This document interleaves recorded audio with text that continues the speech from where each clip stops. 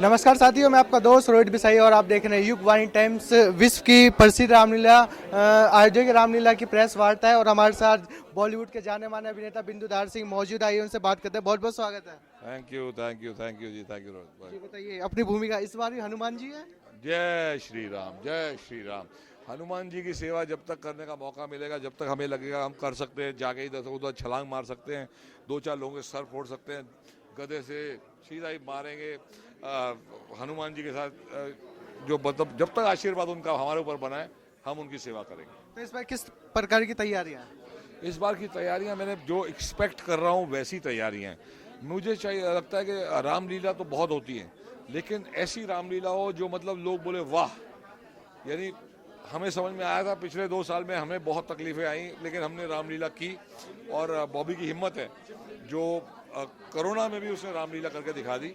लेकिन इस बार पूरी दुनिया रामलीला कर रही होगी और हम भी कर रहे होंगे, पर हमारा ये पक्का निश्चय है कि सबसे भव्य और नंबर 1 रामलीला अयोध्या की ही रहेगी। तुम दिल्ली वाले हमारे साथ टक्कर नहीं मार सकते। धार सिंह जी हमेशा रामायण के बारे में बताते रहते थे, तो ऐसा कौन सी शिक्षा दे उन्होंने जो आपको बचपन से अभी तक बताते रहे? भाई देखो, हम लोग देखो, आपको समझना पड़ेगा, ये हिंदुस्तान है, भारत है, यहाँ अलग अलग जगह से अलग अलग प्रजाति के लोग, जैसे हम सिख पैदा हुए हैं, तो सिख कहाँ से आए हैं? हिंदुओं का एक बड़ा बेटा सिख बना, तो ऐसे ही चलता है। मुस्लिम कहाँ से आए हैं? हिंदुओं ने बोला भाई ये छोटी सी जात है, इसको हाथ नहीं लगाना है, अछूत है, ये वो, तो वहाँ से लोग टूटते हैं। लेकिन हिंदुस्तान एक है, और मैं हमेशा बोलता हूँ हिंदू मुस्लिम सिख ईसाई सारे ही हैं भाई भाई। तो हमारे पिताजी ने हमें ऐसे ही बड़ा किया। लेकिन हनुमान जी जो है, उनका जो हमारे फैमिली पे एक जो वरदान है, वो हमें पता है कि हमारी फैमिली में है। मेरे पिताजी सो रहे होते थे, सोते से होते थे जय श्री राम, मेरी मम्मी उठाते थे हेलो, रामायण खत्म हो गई 10 साल पहले, लेकिन अभी भी वो ऐसे बोलते थे। तो जब जिस दिन मैंने सबसे पहला किया था 25-30 साल पहले जय वीर हनुमान शो में, तो मेरे पिताजी ने मुझे लाके बिठाया था, बोला बैठ इधर, समझ ले, ये तुम लोग कुछ भी खाते हो, कुछ भी पीते हो, कुछ भी करते हो, हनुमान जी के काम के टाइम पे थॉट भी गलत नहीं आना, पूरा वेजिटेरियन, कुछ भी रॉन्ग, एक गलती भी नहीं होनी चाहिए, वरना तुझे ऐसी नानी याद आएगी कि तू सब कुछ भूल जाएगा। तो हमने कभी भी वो गलती नहीं की, उनने भी वो गलती नहीं की, और उसीलिए ये पूरे देश का प्यार हमारे परिवार पर है। धार सिंह जी की अंतिम इच्छा थी कि मुझे रामायण दिखाया जाए, उसके बारे में बताइए। बिल्कुल, मैंने बहुत पूछा था उन्हें, 84 साल के हो गए थे, उनकी तबीयत खराब हो रही थी, तो मैं कहा डैड कुछ तो ऐसा होगा जो आपने नहीं किया, कुछ तो होगा जो आपको लगता है वो मैं कर देता तो अच्छा होता। बोला सब कुछ कर लिया, कुछ नहीं चाहिए। मैं कहा डैड किधर घुमाने ले जाऊं, कुछ जगह दिखाने ले जाऊं, कुछ ला दूं आपको? बोला कुछ नहीं, मैं कुछ सोच के बताऊं, मुझे शाम तक एक चीज़ तो बताओ। एक आदमी का मकसद होना चाहिए कि मुझे ये करना है, वो करना है। शाम को जब मैं गया तो बोला यार एक काम कर, तू पहले, तो उन्होंने बोला चलो 1-2 पिक्चरें मेरी दिखा दे। 1-2 पिक्चर देखी, बोला होना तू रामायण ला दे। और रामायण जिस तरीके से उन्होंने देखी वॉज अनरियल। वो ढगाढग 4-4, 5-5, 6-6 एपिसोड एक दिन में उन्होंने फटाफट रामायण खत्म कर दी, और वो खत्म करने के आई थिंक 2-4 दिन बाद that's it। बिंदुधार सिंह, बड़ा पर्दा छोटा पर्दा, OTT और रामलीला, ऐसी एनर्जी कहाँ से आ रही है? प्यार है, लोगों का प्यार है। जब तक आप सब लोगों का प्यार हमारे साथ बना रहेगा, हम काम करते रहेंगे, वो एनर्जी देता है। जब लोग, छोटा बच्चा भी प्यार करता है, बड़े भी प्यार करते हैं, जहाँ जाते हैं आशीर्वाद मिलता है, तो हमारे अंदर वो ताकत आती है कि हम करते रहें। मुझे तो अभी भी लगता है मैं 18 साल का बच्चा ही हूँ। रात को प्रीमियर हुआ बाल नारायण का, उसकी भूमिका के बारे में भी बताइए। देखिए बहुत ही बढ़िया फिल्म बनी है बाल नरेन। ये मोदी जी इस देश के लिए, मेरे पिताजी ने मुझे बोला था कि बिंदु बड़ा देश गलत चल रहा है, याद रखना, 2011 की बात कर रहा हूँ, ये देश में सरकार ठीक नहीं चल रही, बीजेपी आएगी, बहुत जोर से आएगी, और अडवाणी जी नहीं बनेंगे। मैंने कहा वो नहीं बनेंगे तो कौन बनेगा?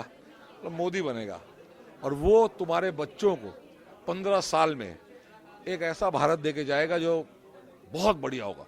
तो वो प्रिडिक्शन की वजह से आज तक मैं बोलता हूँ कि कोई मोदी जी को हरा नहीं सकता, कोई बीजेपी को हरा नहीं सकता। और अगले साल, जो मैं पहले लास्ट ईयर मैंने लिखा था 300 पार, अगले साल मैं लिखूंगा 350 पार। तो ये होता है जब आदमी सच्चे दिल से कोशिश कर रहा है। हमारे देश के अंदर बहुत गलतियां हैं, खून के अंदर करप्शन है, तो करप्शन अगर हम सोचते हैं कि खत्म हो जाएगी तो वो तो होने नहीं वाली। मोदी जी हो या कोई भी हो, जितनी भी जान लड़ा लें, करप्शन नहीं खत्म होगी। लेकिन कोशिश, एक सच्ची कोशिश, एक सच्चा try to make this country better for our children, हम सबका फर्ज बनता है। और वो जब वो लोग करते हैं, मैं तोमर जी से मिला, वो जिस तरीके से काम करते हैं, ऐसे नेता हमें चाहिए जो अपने बारे में नहीं सोचे, अपने परिवार का तिजोरियां भरने की नहीं सोचे, अपने देश के बारे में सोचे। तो this is I love it and that's why I am sure कि 2024 में 350। लास्ट सवाल है मेरा, दिल्ली वासियों के लिए क्या संदेश देना चाहेंगे? भाई दिल्ली वासियों के लिए मैं संदेश देना चाहूँगा, प्लीज़ अंडरस्टैंड कि मुफ्त में चीज़ें मिलना तो ठीक है, लेकिन साथ में और भी चीज़ें होनी चाहिए। 2.5 घंटे लगे मुझे यहाँ पहुँचने के लिए, तो please understand traffic, flyovers, all these things also are needed, not just free. Free fund में जब चीज़ें बंटने लग जाती हैं तो दूसरे पैसे फंसने लग जाते हैं। तो प्लीज़ कोशिश कीजिए कि दिल्ली को बहुत ही, इट इज़ अ ब्यूटीफुल शहर, लेकिन पॉपुलेशन बढ़ रही है, दिल्ली बढ़ रहा है, सबको अपने काम में जाना पड़ता है, तो बहुत और दिल्ली में काम करने की ज़रूरत है। जो भी जिस चाहे कोई भी पार्टी का हो दो, प्लीज़ थिंक अबाउट दिल्ली वाला। दिल्ली वाले जब 2-3 घंटे ट्रैफिक में फंसते हैं, मुझे लगे 9:30 बजे मैं निकला हूँ और 11:30 बजे यहाँ पहुँचा हूँ from Gurgaon. I think that's a shame, 20-22 kilometre के लिए 2-2.5 घंटे लगना। तो that we need to change. चाहे आप पार्टी के हो, चाहे बीजेपी के हो, चाहे आप कोई भी पार्टी के हो, कांग्रेस के हो, please look after the Janata. And ये मुफ्त में बांटना, देखो आपको समझना, गरीब को बहुत फर्क पड़ता है। अगर गरीब की तनख्वाह 15,000 रुपये और उसको 2,000 का फ्री चीज़ें मिल रही है तो उसके लिए बहुत बड़ी बात है। लेकिन वो सिस्टम खराब कर रहा है और ये चीज़ यानी पूरे सिटी को खराब कर रही है। तो हमें कुछ और सोचना पड़ेगा, तरीका कुछ और बेहतर होना है। दिल्ली जो है वो वर्ल्ड की टॉप का सिटी बने। तो I think somewhere we are going wrong.